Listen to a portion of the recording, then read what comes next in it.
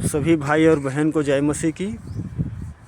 आज का हमारा सुसमाचार इस विषय पर है कि परमेश्वर ने अंत के समय के लिए क्या कहा है और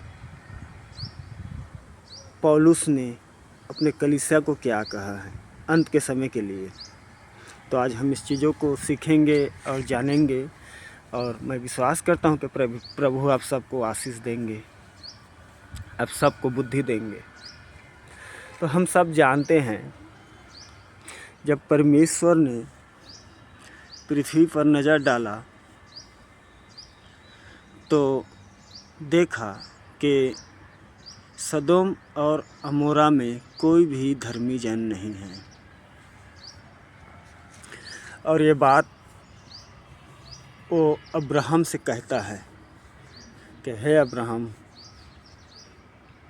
मैं सदोम अमोरा को नाश करने पर हूँ। अब उन दोनों में जब बाइबिल हम पढ़ते हैं तो बहुत से उन दोनों के बीच में बातचीत होता है धर्मी को लेकर।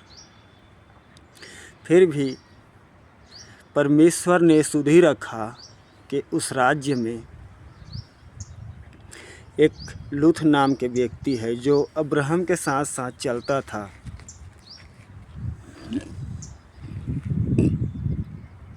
और परमेश्वर ने अब्राहम को वादा किया और लूथ को क्या किया, उसने बचाया। और केवल लूथ को ही नहीं, जो भी उस विपत्ति के बारे में विश्वास किया और जो परमेश्वर के पीछे हो लिए वे सब बचे। फिर भी शैतान उनका पीछा नहीं छोड़ा। और हम सब जानते हैं लूथ के पत्नी को भरमाने में कामयाब रहा। उसके मन में पता नहीं क्या ऐसा विचार आया, उसका मन को वो ही जाने। उसने पीछे मुड़कर देखा, जबकि परमेश्वर का नज़र उसके ऊपर था। और परमेश्वर ने उसे बार बार भी कहा था सबको कि जब तुम उस शहर को छोड़ो तो पीछे मुड़कर मत देखना। और हम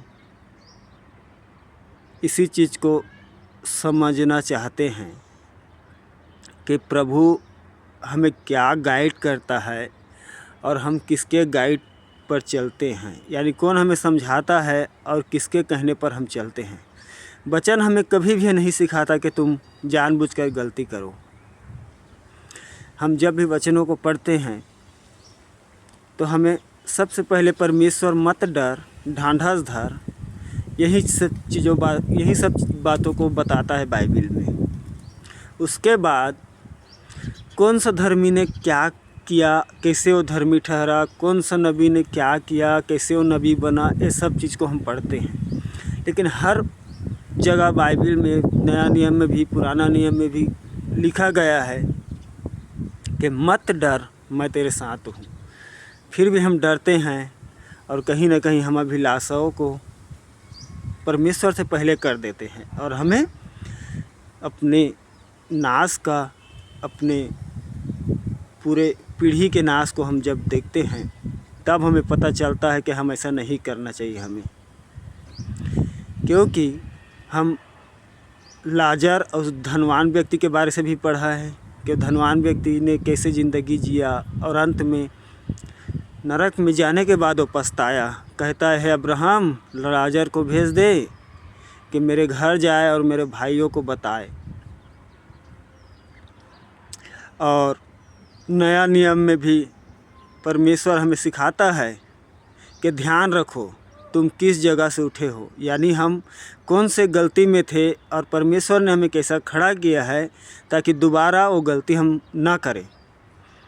बाइबिल में लिखा है यदि हमारे अंदर से एक दुष्ट आत्मा निकलता है और यदि हम दुष्ट आत्मा को ही खुश करते हैं, दुष्ट आत्मा की काम करते हैं, तो वो और 7 को लेकर आता है और उसके लेकर 8 हो जाते हैं हमारे अंदर। तो सोचो, हम जब हमें इतना नुकसान कर रहा था, हमारे जीवन को बर्बाद कर रहा था, तो उसके उससे 7 गुना और हमारे अंदर आएगा तो हमें कितना बर्बाद करेगा।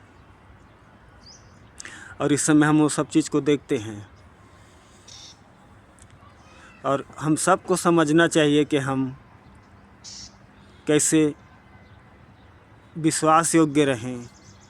इसीलिए पौलुस भी हमें बार बार चिताया है, पत्री में अपने कलीसियाओं को लिखा है कि हे भाइयों,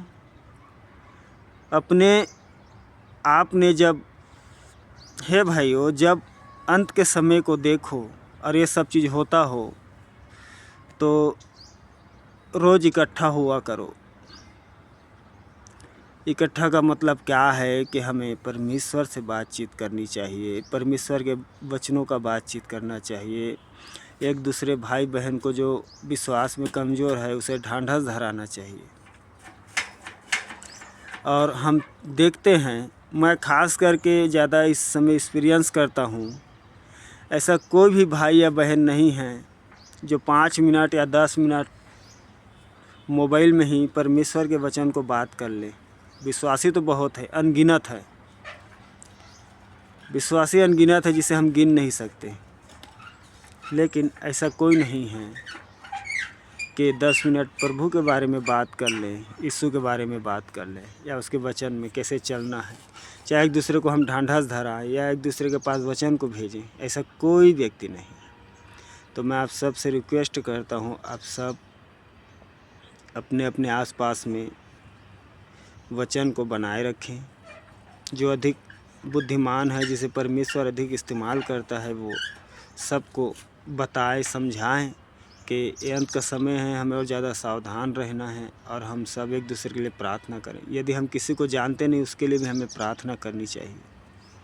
तो आप सभी को जय मसीह की। प्रभु आप सबको आशीष दें और हम सब के बुद्धि के लिए आप सब प्रेयर करें। जय मसीह की।